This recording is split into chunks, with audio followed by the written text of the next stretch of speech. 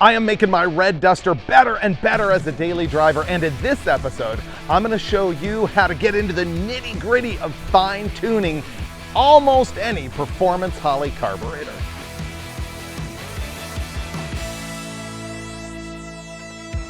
I've kind of bonded with my red duster. This is a 1971 Plymouth Duster, and it came from the factory with a slant 6 and a 3 on the tree, and then it got completely neglected, and my buddy Mike Coffey found it behind an apartment building completely filled with trash. After that, Steve Dulcich and I got our hands on it for an episode of Roadkill Garage, and we converted it to a V8 and a 4-speed and an 8 3/4 rear end, and right now it has 276 gears in the back for freeway flying. And actually, in the most recent episode on the Freiburger channel, you saw me taking a road trip in this thing all through Utah. If you haven't seen that episode, go back and watch it after you've seen this one because it's really good. And I put 1,800 miles on it. But the thing is, it runs really, really rich. It's fat. It blows black smoke. And so in this episode, I really want to tune the thing up. I'm going to get into air bleeds and jets and power valves and all sorts of minutia. I'll show you how the carburetor works inside. But before I do all that, I feel I need to tell you about the engine combination because that really matters about the carb tuning thing. So let's check that out. What we've got here is a 5.9 or 360 cubic inch Magnum V8. So this is the later model version of the venerable Chrysler LA engine, like a 273, 318, 340, 360. This has a little bit different cylinder head, serpentine drive. There's some other minute changes on it. These Magnum engines were made from 1992 to I think 2003. They would have been in full-size trucks, Durangos, I think they're in Dakotas, all that stuff. They're great junkyard scores, and I think with the headers and intake and everything, it's making in the neighborhood of 300 horsepower, probably a hair less with the exhaust system. The important thing to know is this long block is bone stock, nothing done to it. Externally, it does have TTI headers on it, has an Edelbrock Performer RPM air gap intake manifold, and importantly, the carburetor here is going to be a Brawler 750 double pumper. So I probably should have a vacuum secondary on this, but I don't. So we're going to go through the tuning on it. This is a 4150 carburetor, meaning it has 4 corner idle. It has metering blocks front and rear. It's a little bit different than the 4160, although the stuff that you learn here is going to apply to either one in most cases. The Brawler is really a knockoff of a Holley made by Holley. And everything I talk about is going to apply to most of the Holley knockoff carburetors. You know, whether it's a Brawler or, you know, any one of these brands that is making similar ones. So now you know the combo. We're ready to go back home and start tinkering.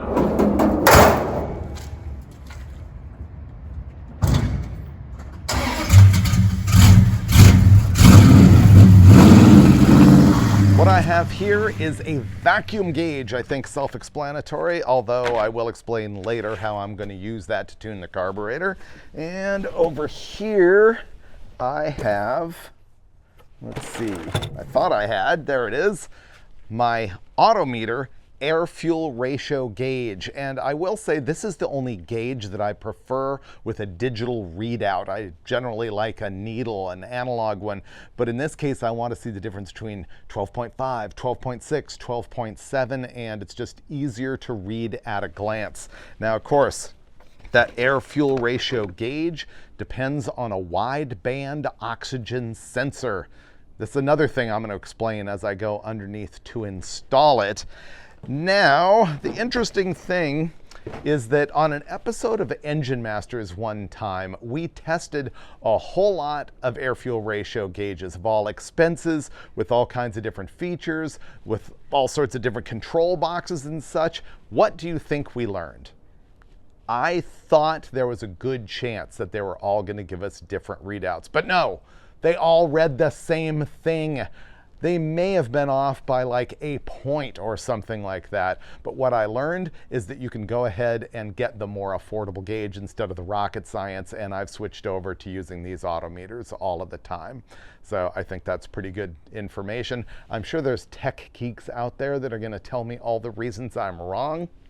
But for the purposes of what I'm doing in this episode, I think that almost any gauge will work. Let me crawl under, install the O2 sensor, and we'll talk a little bit more about them. I'm under.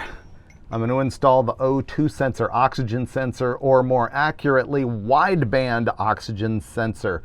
What this does is compares the amount of oxygen inside the exhaust pipe to the amount of oxygen outside the exhaust pipe, and it converts that to a voltage range.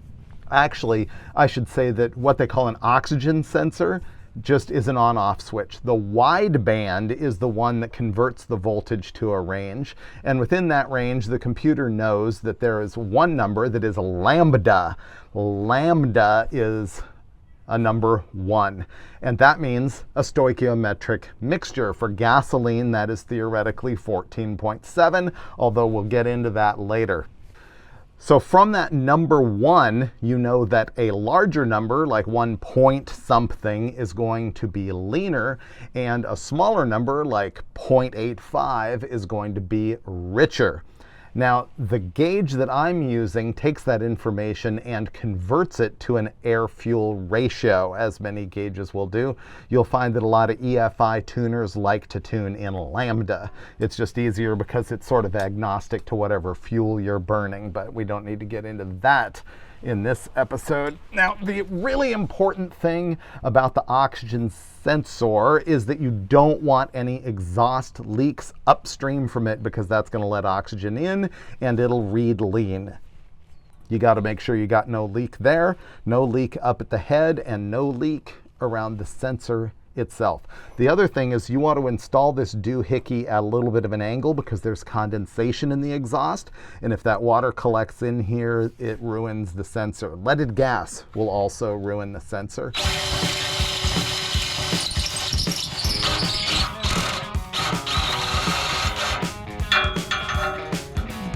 Okay, I think that's gonna work.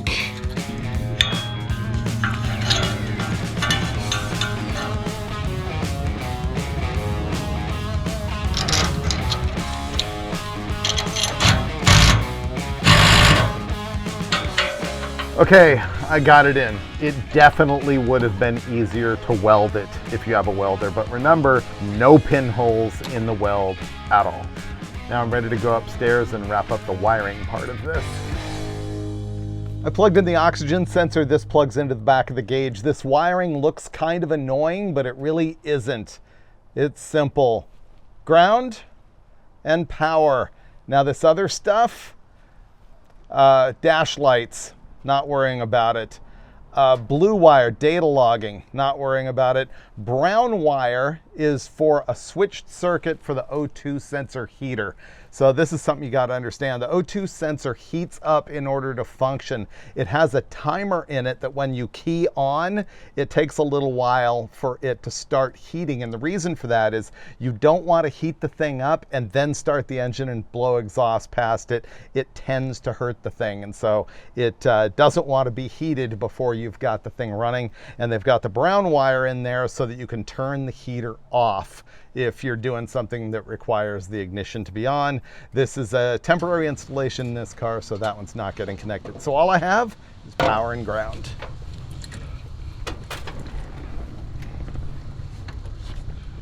The air-fuel ratio gauge is wired up. Let's see if it works and gives me a believable number.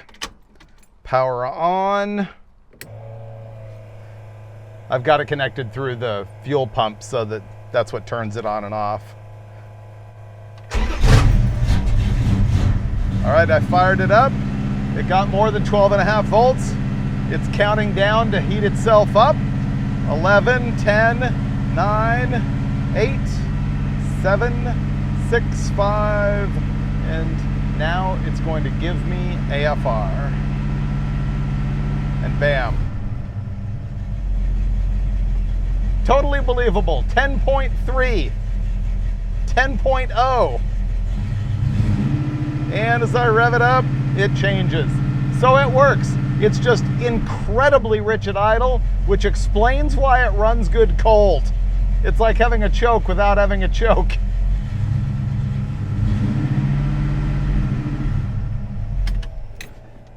And now, the next piece of the puzzle, the vacuum gauge. Okay, I have the vacuum gauge butchered into the dash, and you'll notice that I used white zip ties throughout. Just as a tech tip, don't use white zip ties. I only used them here because it's a very temporary situation. These things get brittle and break way faster than the black ones, and the colored ones are just gaudy. So white, don't do it. Another tech tip, you can use zip ties as a little hose clamp to hold rubber hoses together. So there's that. Now let's talk about the vacuum line routing. You may know that this port right here on the side of the metering block on a Holley is what's called ported vacuum, or sometimes timed vacuum. And what that means is that it's drawing vacuum from above the throttle blades instead of below, which means it's not really seeing any vacuum until the throttle starts to open. And that means that if you hook your vacuum advance there, you're not taking advantage of it because it's not advancing the timing at idle. So I always run the vacuum advance from manifold vacuum, direct manifold vacuum, not timed or ported. And that is the nipple that is underneath the carburetor right here.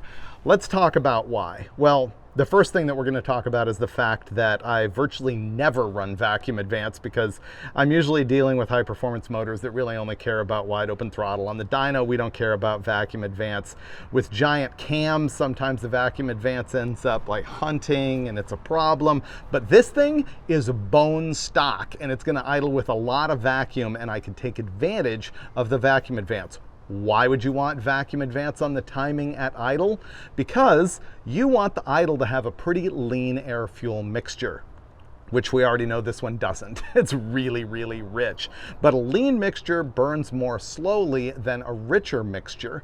And so at idle, you want to start the spark earlier, which means having more advanced ignition timing so that that fuel, that lean air fuel mixture, burns all of the way and doesn't sit and puff black smoke at idle. So that is the reason for it.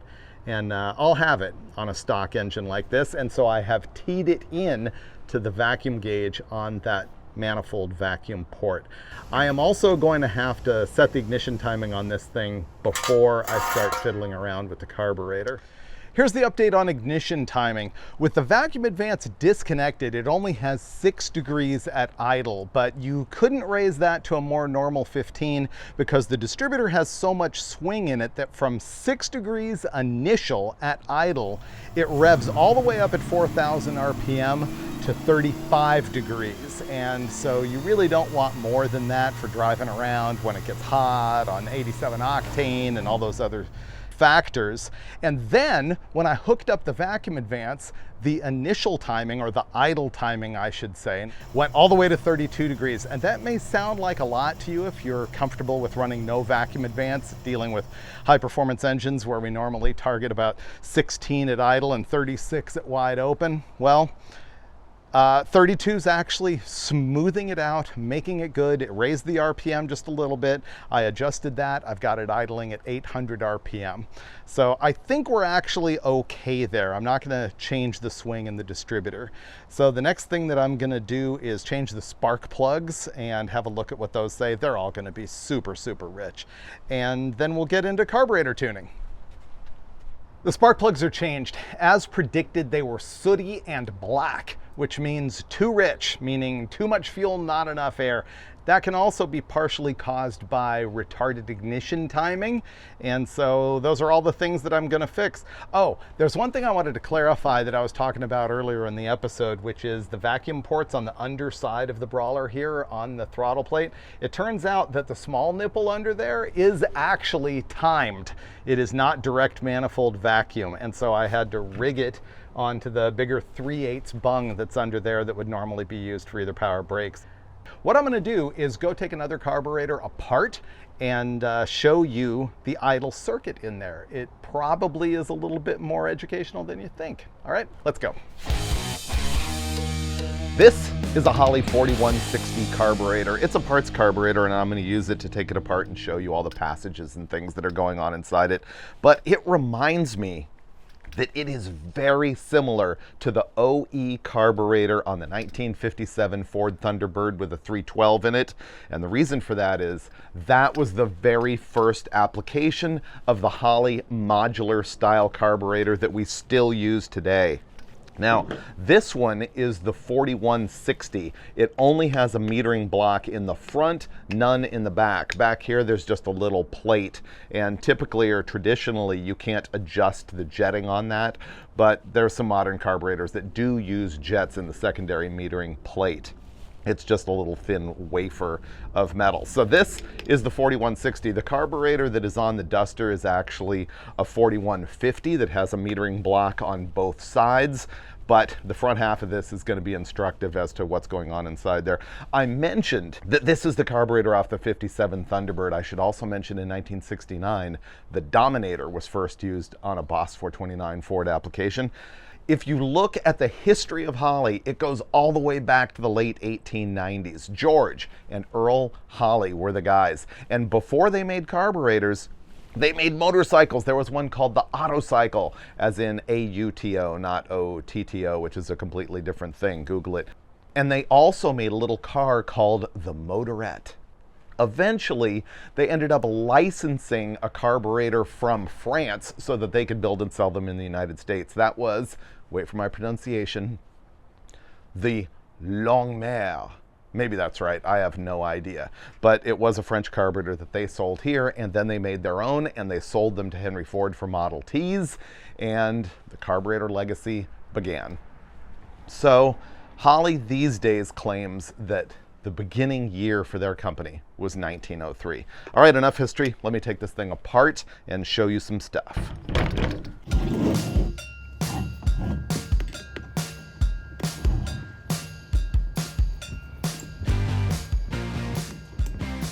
The carburetor's disassembled. I wanted to tell you something about float bowls. The 4160 typically, but not always, has what's called a side-hung float bowl. You can see that the float goes up and down like that. The pivot is right there. The carburetor that is on the Duster has center-hung float bowls. The pivot goes like this.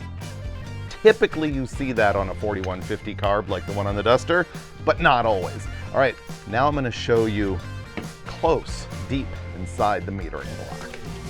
Let's talk about the passages for the idle circuit in the metering block. This is the side that the float bowl bolts to. You can see the main jets right there, which you're probably familiar with. The important thing here is to understand that there is a hollow passage inside right here, drilled through that hole, that feeds the fuel for the idle circuit. This right here is called the idle feed restriction. It's like a tiny, tiny jet or metered orifice right there. And it is changeable on some carburetors. It's also located up here on some carburetors. So the fuel comes from here and it goes up that well that is inside the metering block. And right here, it makes a U-turn. The important thing is that right here, it is mixed with air.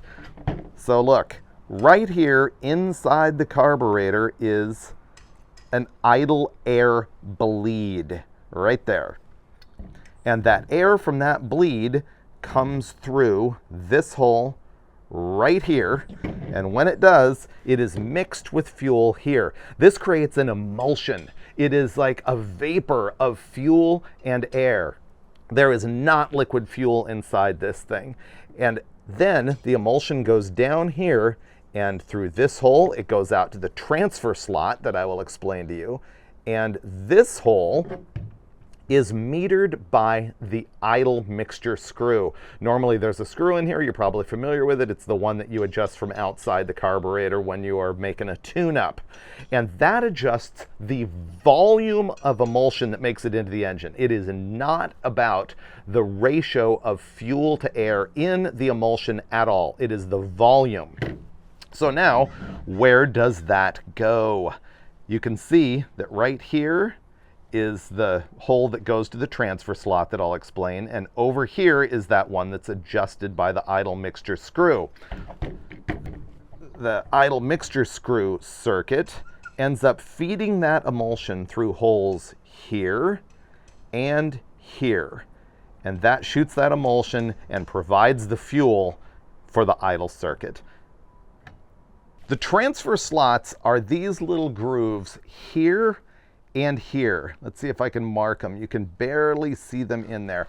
So what those do is they pull fuel during very light throttle transitions, so that if you just have the throttle blades open like that, they start to pull emulsion from that idle circuit. The reason for that is, if you've ever had a carburetor that just has a stumble where you move it just a little bit and the thing goes bah, that's because your transfer slots aren't active, because what they do is they pull emulsion from the idle circuit and they deliver it through that slot when you're just at a little bit of throttle opening. What happens is, when you got a little bit of throttle opening, it creates a high speed area, which creates a pressure drop, which allows atmospheric pressure to push the emulsion through those slots. Now, if you've got a big cam and you've got the butterflies really wide open for a fast idle speed, you might have uncovered too much of those slots. What happens there is that you end up robbing all of the emulsion out of the idle circuit, and so that the screws on the side of the carburetor, the idle mixture screws, they become kind of inactive. They're not really doing anything because all of the emulsion's going through the transfer slot, and when that happens, it tends to also idle really rich and fat.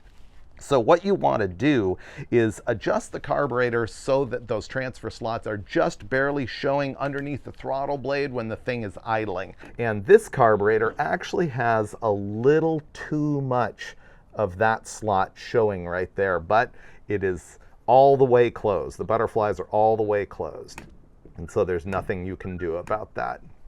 But what you can do is idle the thing up using the secondaries instead of the primaries, and this screw right here can be used to do that. It's kind of an unknown thing. On most carburetors, on most Holleys, you have to take them off the manifold, turn them upside down, and adjust it right there. There are some aftermarket ones where you can adjust it from the top, but if you adjust your idle speed with the secondaries, it tends to help a little bit. However, I will say that there are transfer slots in secondaries also that can end up giving you trouble. And so that's the story on transfer slots. Now I think we're ready to go actually fiddle around with the red duster. I did notice that I think the front fuel bowl is a little bit high, so I'm going to drop that down just a little bit with the adjusting nut up here. I wanted to say something about that, which is, you may not even realize it or believe it, but the fuel level in the bowl can affect air-fuel ratio.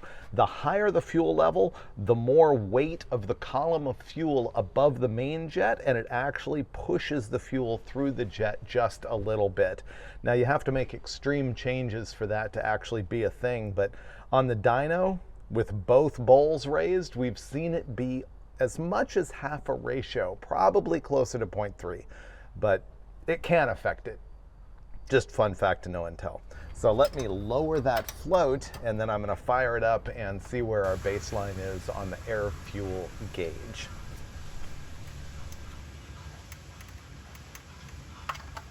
Now we fire up this garbage and have a look at the baseline idle tune-up, both vacuum and air fuel ratio. The fact that it fires right up and idles fine tells you that it's way rich. It's almost like having the choke on.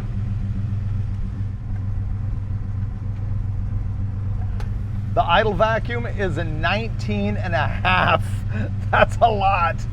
I never deal with engines that have that much vacuum.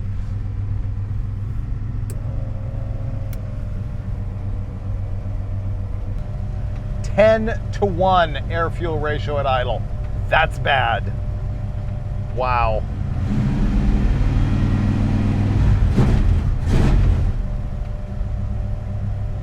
Yeah, that's bad. We need to do something about that. I think I'm going to take the carburetor off and have a look at those transfer slots. Here's the carburetor that came off the duster, and I'm looking at the transfer slots and they're perfect. Check it out, let me show you.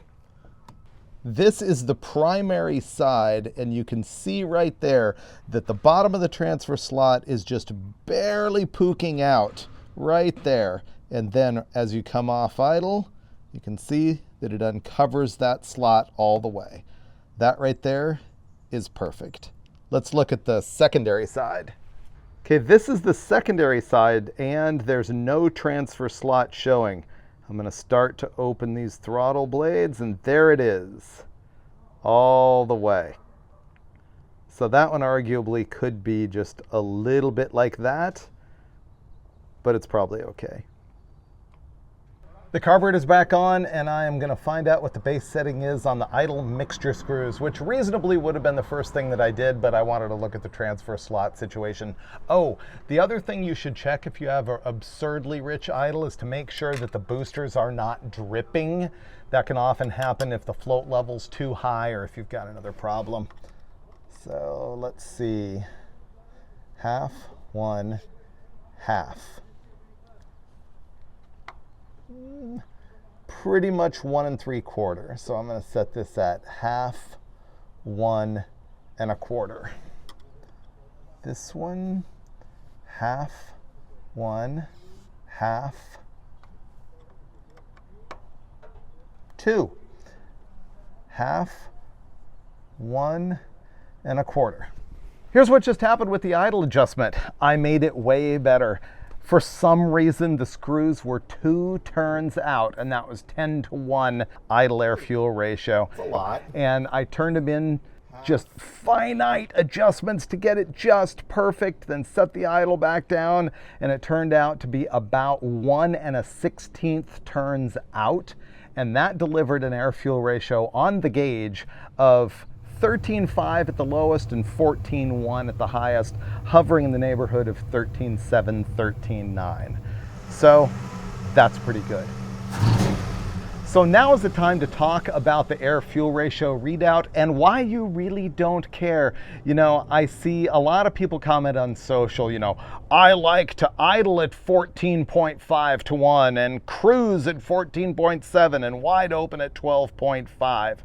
Here's a number of issues with that. First of all, you don't want to tune to a specific number. You want to tune to where your engine runs best. If you're on an engine dyno, the engine will tell you by making the most power how much fuel it wants. That could be 12-to-1. More likely it's 12.3 to 12.6. It could be 12.7. Let the engine tell you. The same with the idle. I just set the idle. It happened to end up in the range that most people like, maybe a little bit richer than that, but that's what this engine wanted. Now the other thing is that the gauge can't really be trusted. I explained earlier that the wideband oxygen sensor has a voltage output that is calibrated to lambda. And lambda for gasoline, a number of 1 means 14.7 to 1, and this gauge converts all other lambda readings to an air fuel ratio.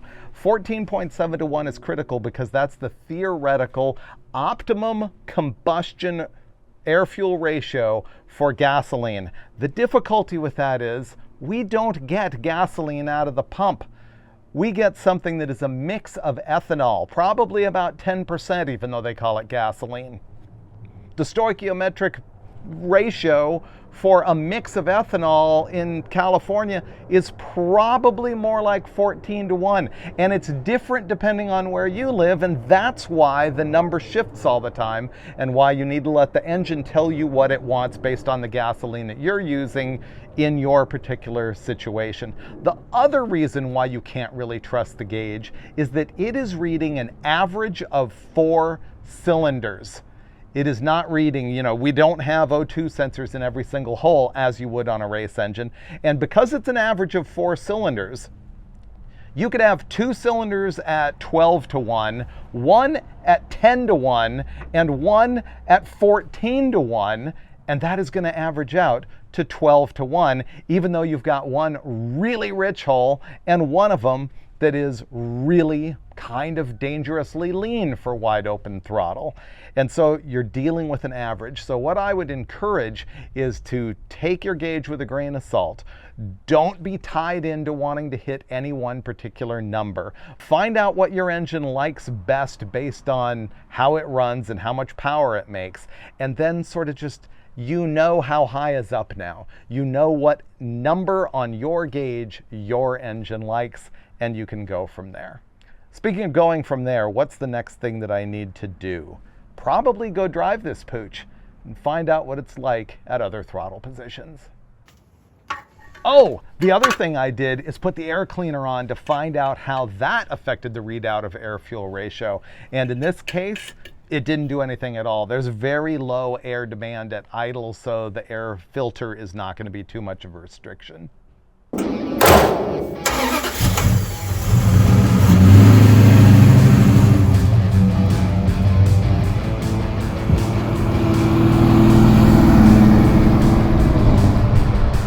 I'm out driving around testing it for the first time.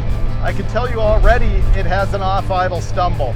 It's probably too lean right there at idle. And I'm now remembering that the reason that the screws were two turns out is because we were fattening it up to try and solve that problem, which is nothing more than a Band-Aid. So let me see if I can fix it.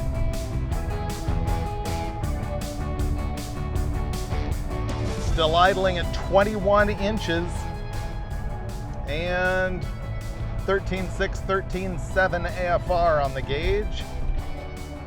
See, I killed it.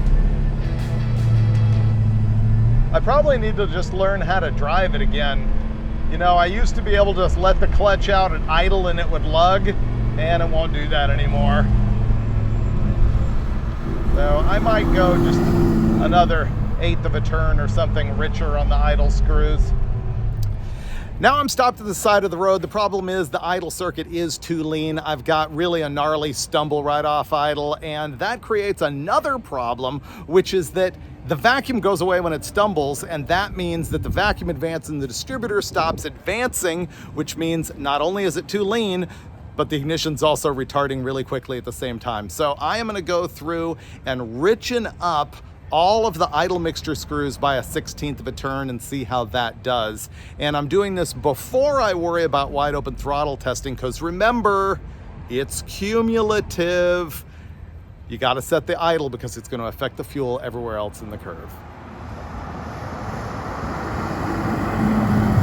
I went out and drove the car, and the glaring problem is that it has a brutal off-idle stumble. And the other thing about that is when it stumbles because it's too lean, you also lose manifold vacuum. And when you lose manifold vacuum, you lose the vacuum advance in the canister and the distributor. And the timing also retards really quickly. And so it ends up dying as you decelerate. And you just have no luck when you're driving just barely off idle, which this engine likes to do quite a bit. And remember, when you are cruising, let's say 30, 35, sometimes even faster, you're still in the idle circuit. You're still in that transfer slot. And so if the transfer slot's not delivering enough fuel, you end up with that stumble. Now, we know that the front is adjusted perfectly. The rear of this carburetor is not showing any transfer slot underneath the butterfly, but it looks like it's manufactured that way because the slot is higher in the secondary barrel than it is in the primary. So I'm just going to assume that is what it is. And now I'm going to move on to air bleeds. Let me see if I can pull one out without dropping it down the engine, and then I will explain to you all about that. Hey, quick commercial break. Duct tape drags. You're approaching your last opportunity to do this. It's October 17th and 18th, 2025 at TUCSON DRAGWAY in Tucson, Arizona. We're sold out of race spots, but you can still come do the Vice Grip Garage Burnout Contest. You can camp, you can join the bonfire, you can join the cruise-in, the least showy car show ever. You really want to be there. It's going to be me, Derek from Vice Grip Garage, Lucky Costa, Steve Dulcich tells me that he's coming, and it's going to be a riot. So be there. October 18th is the big day. You can see DUCTTapeDrags.com, or you can pre-buy your spectator, camping, or burnout, or car show tickets at the link in my description. Okay? And maybe you will show up with a carburetor that's something less than atrocious.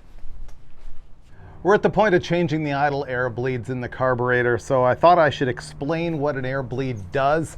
I showed them to you earlier in the episode, and I showed you where they were, and I told you that they help bring air in to emulsify the fuel. Well, the second thing that they do is actually time when a circuit comes into play. Let me explain it this way. It is like a drinking straw with a hole in it. You ever get a hole in a straw and you're trying to suck your cola out of a cup and all you're getting is air and you can't get a lot of cola? Well, that's what an air bleed does. And you can see that a smaller hole in the straw brings in less air and helps you get it up the straw sooner, or with the same effort you can get it, or with more effort you can get it. And then a bigger hole, if it's big enough, you can't get the cola to flow at all. That's exactly what a carburetor air bleed is doing. In this case, I believe that the bleed is so big that the pressure drop at the transfer slot is not delivering an emulsion. So by putting a smaller hole in it, a smaller air bleed, it should be able to activate that transfer slot sooner. I pulled out a number 70 air bleed from both of the primary adjustable air bleeds, and the only ones that I have are 67 and 63. So I'm going to take the dosage advice and go for the big swing. I'm going to put 63s in that baby. The air bleeds are changed. I wanted to show you my super special trick for making that happen, which is put a little grease on the end of the screwdriver and the bleed will stick to it, so you can put it down there and tighten it. If you haven't done this a bunch, I would really recommend taking the carburetor off before you do drop a bleed down the engine. All right, now that I've got smaller bleeds on there, I'm gonna have a richer emulsion because there's less air with a smaller bleed, and I'm also gonna activate it more. And so in theory, my idle is going to be richer, and I'm gonna have to go back in there and adjust those idle mixture screws. Let's fire it up, look at the air-fuel ratio on the gauge, and see what kind of adjusting we need to do.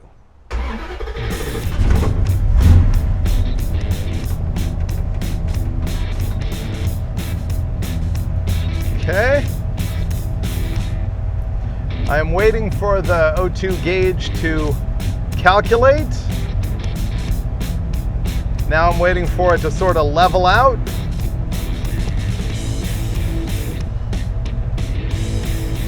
Okay, it's now about 1 ratio richer. It's about 13.5. 13.3, 13.4, 13.7, 13.4, 13.3. So now I can go adjust the idle mixture screws and put them in a little bit and bring the leanness back up. And even though I'm going to lean it out, I'm still going to have more signal for the transfer slot to pull fuel. We'll go drive it and find out if my theory is correct. No. I can already tell it stumbles. Yep. It does. Right there. See, if I go slow, it doesn't do it. But if I just tip in,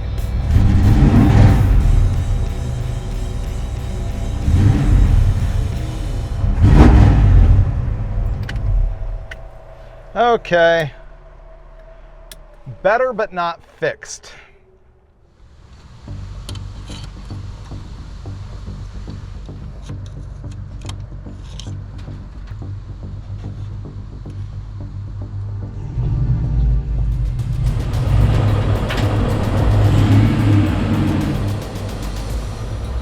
Well, I fought the air bleeds and won.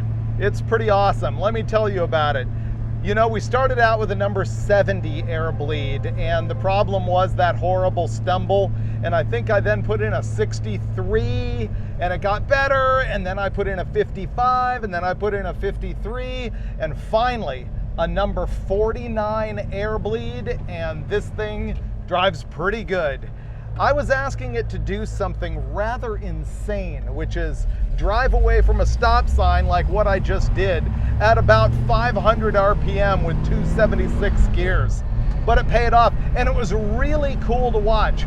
Every time I changed an air bleed and went out and test drove it, not only could I see that stumble getting better, but I was looking at my cruise air-fuel ratio and watching it get richer and richer as that transfer slot was contributing to that very light throttle cruise. Oh, and I also was able to dial in the idle mixture screws, and this is really where the benefit is of all of this. I was able to lean out my idle, and it turns out the thing wants about 13.5 to 1 on this gauge, which you may deem rich, but it's what the engine wants. But that's way leaner than I started out with, and it means I'm not going to be fouling plugs. I can already tell that the thing does not stink like gas while it's just sitting and idling. It doesn't puff black smoke. So now we have a win. I'm going to drive around a little bit and look at my part throttle cruise and wide open and decide what to do with the main jets next. So why did it get better at each one of those steps? Well, because changing that bleed was richening up the emulsion, which then I adjusted back with the idle mixture screws, but also it was creating a better signal so that the transfer slot could become active sooner. In other words, it was able to suck more gas more easily with the smaller bleed. Smaller hole in a drinking straw, that's it. All right, I won in my battle against the idle air bleeds. I really like the way it cruises, but there's a point where you tip even further into the throttle and it goes to 15 to 1. It gets really way too lean. I think that's the point at which that transfer slot stops becoming active, because if you imagine the butterfly in here up against the wall of the barrel, as it just opens a little bit, there's a lot of airspeed right there, and it really is pulling fuel out of the transfer slot. But there's a point at which it gets far enough away that the transfer slot really isn't delivering a lot of fuel. And I think I am seeing that as I just ease into the throttle, and all of a sudden it goes lean. And so what do we do next? I debated about air bleeds, but I think I'm just going to go straight to the front jets. So I'm going to pull the float bowl off and see what's in there, number 72 probably, and then I'm going to richen those up and go drive it and see what happens.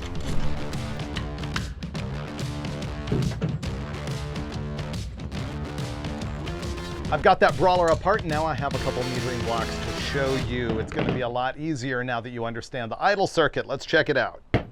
Here are our two metering blocks. This one is billet aluminum off the Brawler. This one is cast off my parts carburetor. It's just a little bit easier to see what's going on over here, even though they do exactly the same thing. So let's have a look at this one. You can see this is the main jet right here. It has a hole in it. It's a metered orifice. This is what controls how much fuel is getting into the primary booster.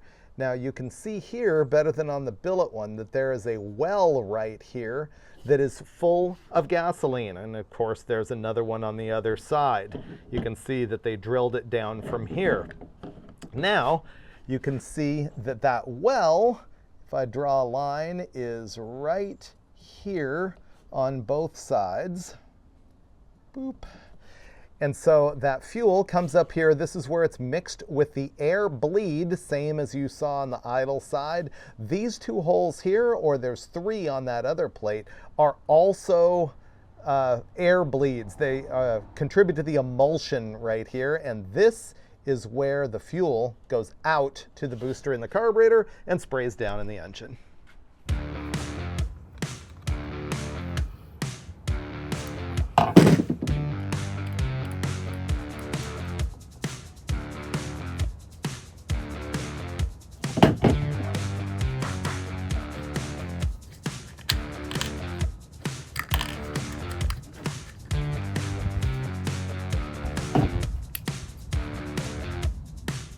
The jets that were in this thing were 68s. Man, we must have messed with it on the dyno or something. I thought that carburetor was straight out of the box. Anyway, I put some 72s in it, and now I'm gonna go reinstall it on the car.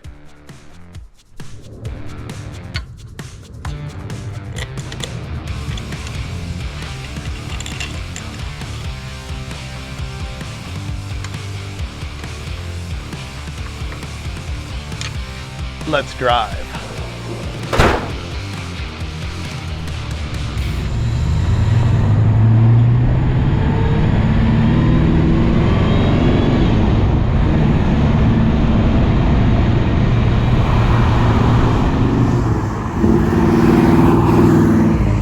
I went for a drive with my new jets, and here's what I figured out. First of all, the cruise was exactly where I wanted it to be. But then when I leaned into it a little bit and got past that transfer slot, it got really, really rich. But then if I leaned into it even more, it got deadly lean. You don't want fairly heavy throttle, especially if it had a load on it and running at like 15.2 to 1. It's way too lean.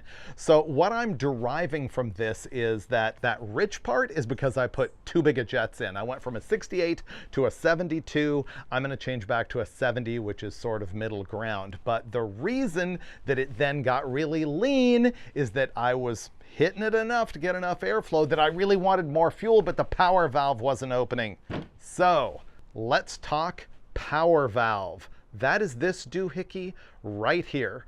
It is power enrichment when you're under heavy demand of throttle and you need more fuel to make more power because you're ingesting more air.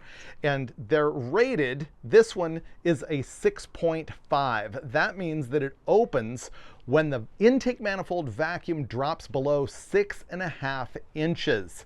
The problem is, with this engine that makes a ton of vacuum, that's way too late. It needs to open at about 10.5 inches of vacuum, which is fortunate because I bought a 10.5 power valve because I saw this coming, because that engine is so tame, it makes a lot of vacuum, it needs the 10.5 power valve. And I should also tell you that if you look inside this right here, there are two holes behind the power valve, and that is where the enrichment fuel comes from for the power valve. It tends to be worth about 6 to 10 jet sizes, meaning it adds that much more fuel. That's kind of dyno talk, but you get what I'm saying. And on some carburetors, those restrictions, the power valve restriction, are actually adjustable, which would be really good, but this one is not. So the bottom line is that the valve controls when the additional fuel is added, and those holes control how much additional fuel is added. All right, I'm gonna go back to the 70 jet and the 10.5 power valve, put it back together, and then be back for more road tripping in the morning, or road testing, as it may be. I am now cruising around after my jet change and power valve change, and the jet change definitely leaned it out at those couple of positions where I really didn't like it. Remember, I was at about 15 to 1? Well, now it's down into like, let's see, 13.0, 13.3. So I'm comfortable with that, especially because, you know, you can't get it right at every single throttle position and every single load. And so what you want to do is just let it be a little bit rich rather than a little bit lean, just for the sake of keeping the engine happy. Now, the other thing that I did was change that power valve, and absolutely it is opening at 10 inches of vacuum. You can get into it, and boom, it went from 13.5 to 11.2 like that. And if I go wide open throttle, it is leaned out a little bit. It's now reporting 10.2, which, you know, that's gonna change here and there. But I definitely need to go back and make a jet change and lean out the secondaries.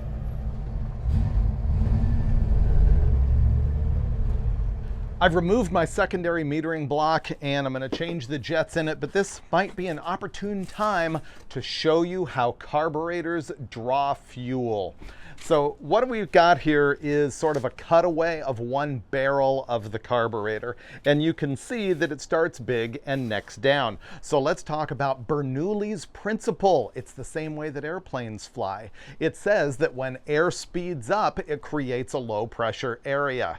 And so right here at the neck down, you can see that as the air comes in, it ends up creating a low pressure area. We would call that a suction, but really it is low pressure, which is then pushing fuel through with atmospheric pressure. So what we do is we put a booster right here, And this, if you look down a carburetor barrel, you will see one of these boosters that is in the path of the air that's speeding up. So as air comes in here, it is speeding up right here next to that booster. And that low pressure area right here is then drawing fuel out of the booster and spraying it down in the engine.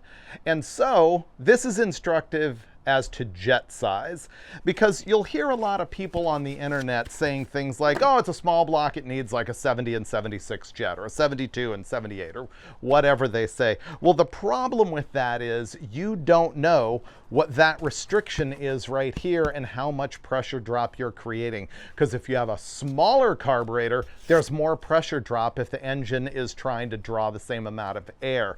With a huge carburetor, and this pinch isn't quite as big, the airspeed is much lower. This is why a lot of people will say, oh, you don't want that big carburetor, it uses a bunch of gas. Look at that, it has a number 90 jet in it. Well, the thing about it is it has less of an acute pressure drop because it has a larger venturi, and therefore it needs a larger jet to draw the same amount of fuel. And so therefore, you can't guess what jet you need unless you know exactly what the carburetor size and venturi size is. And of course, also the application and the RPM and the engine itself and things like that. And so learn that about the venturi in a carburetor so that you understand how jet sizes can vary from application to application. Although what's interesting is once you get a carburetor tuned up, we've found this on the engine dyno, it is somewhat self-compensating. You put it on a higher RPM engine, it tends to be okay, even though you've taken it off a turd engine, because it's consuming more air, you get more pressure drop, it's sucking on that jet and flowing more fuel. That's not an always thing, but it is a note. All right, I've already eyeballed the jets that are in the secondary side of my doohickey here, and they're 76s. The book says this thing should have 80s, but if they're 76s, I'm probably gonna go to a 73. If I have 73, I do not. So therefore, let's see. I'm gonna go to the 72. I can always change it again later.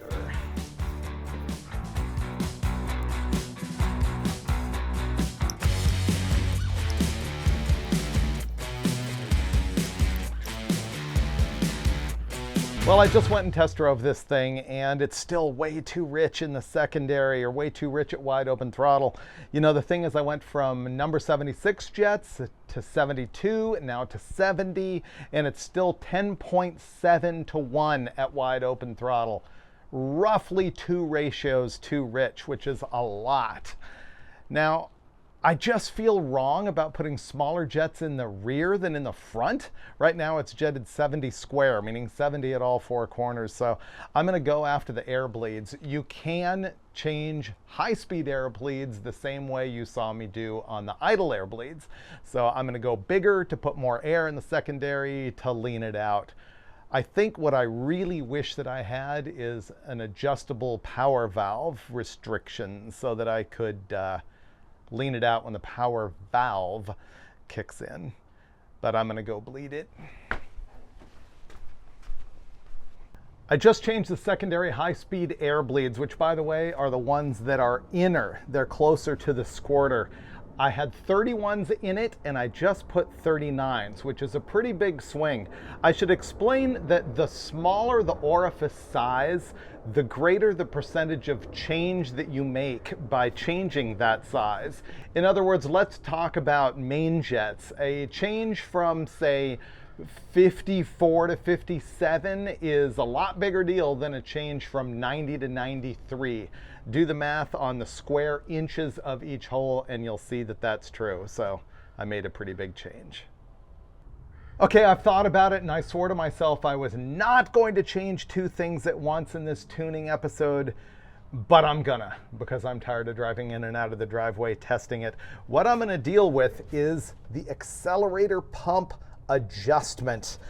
See how this has a bunch of free play in it, and right in here, that much has no pump shot at all.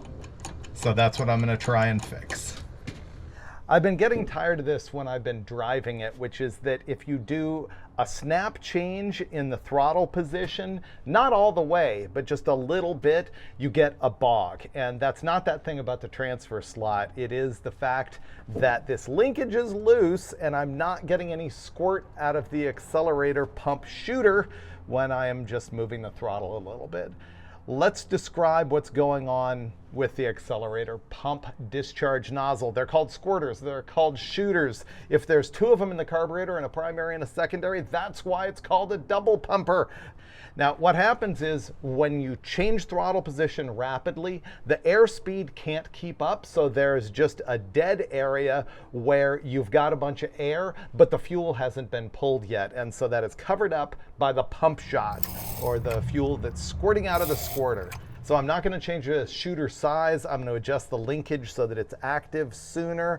One thing I should say is sometimes if you look down the throttle with a GoPro on the dyno at wide open throttle, you can see that fuel is being pulled from the shooter or a squirter. So it's contributing to the richness of the whole operation. Maybe I have that going on here. I don't know. But let's adjust the linkage.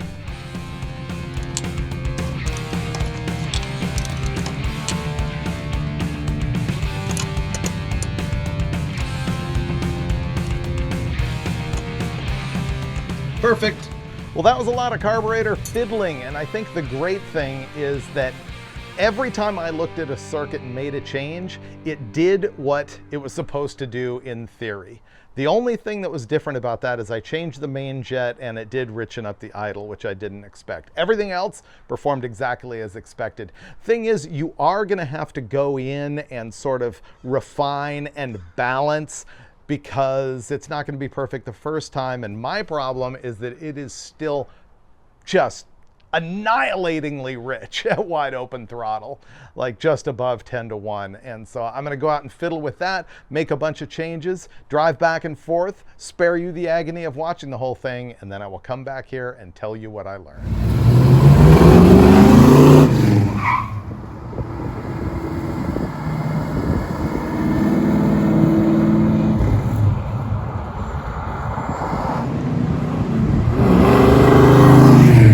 I've gone about as far as I can go. I should tell you that you're not going to nail this the first time. There's always going to be chasing the little problems, figuring out how the circuits work together, and that's what I did for the past couple of hours. And as I address that, I should tell you something about the squirters in a carburetor. You know, those are the shooters, the accelerator pump discharge nozzles, and they come in different sizes. This carburetor had a 31 to begin with. 28 is common. Sometimes you see 35, sometimes bigger. Well, the thing is, people think that the larger the number, the more gas it's spraying. That's only kind of true. Really, you get the same volume of gas regardless of what squirter you use, because that pump arm is going to travel a certain amount and pump a certain amount of fuel. The difference is that a smaller squirter has a smaller stream for a longer period of time, whereas a bigger squirter has a larger initial squirt for a shorter period of time. So that's how that works. Now, I ended up messing with this thing and I just kept chasing the problem with it being too rich at wide open and the problem with it stumbling right off idle. So I was able to solve the wide open problem with smaller jets and a combination of air bleeds that got that just right. Big air bleeds in the second half. It's still not as lean as I would like. It's 11.5 to 11.8. It could be leaner if you trust the gauge, but I left it there and was able to cure the stumble like this. I did the old trick of shutting off the secondary idle mixture screws entirely and doing all of the idle air-fuel ratio adjustment with the front screws. And that gets it to deliver more fuel through those front little holes in the barrels, which means that locally it's richer right there as you go to just tip that throttle in. So I gotta be honest, this 750 double pumper is probably the wrong carburetor for this engine. And that hurts me to say, because I am loath to admit this thing should really have a vacuum secondary carburetor. That's just not me. Also, it should probably have a smaller carburetor. It should probably have a 600 on it, because if it did, you'd get more airspeed through those primaries and you wouldn't have that stumbling problem, because it would be moving more air, creating more pressure drop, and pulling fuel sooner with the smaller carburetor. And really, that's the reason why people tell you what carburetor you need to have on a given engine is, does the air flow fast enough through it to be able to make a pressure drop that pulls enough fuel for that engine? So there you go. In the end, I think what I accomplished is making it idle much leaner so that it doesn't huff black smoke and it doesn't stink. I got it much leaner throughout the mid-range at every point, even though it does sort of go up and down, and that's gonna get better gas mileage and stink less, be better for the environment. And at wide open, I didn't get as lean as I wanted to, but I did make it significantly better. And as a result, it probably makes a speck more power. And that is the Holley tune-up as far as I'm gonna go on the Red Duster for now. You will see this car in future episodes, I suspect, because now it does need a complete front suspension rebuild. And in truth, the rear leaf springs are complete trash. And so look for more Red Duster in coming episodes. Meanwhile, don't forget the duct tape drags, October 17th and 18th, 2025, Tucson Dragway. Don't forget to buy my merch and see the link in my description. Most importantly for me, go to my channel, pick a video you haven't seen yet, and watch it right now. That would do me a big favor.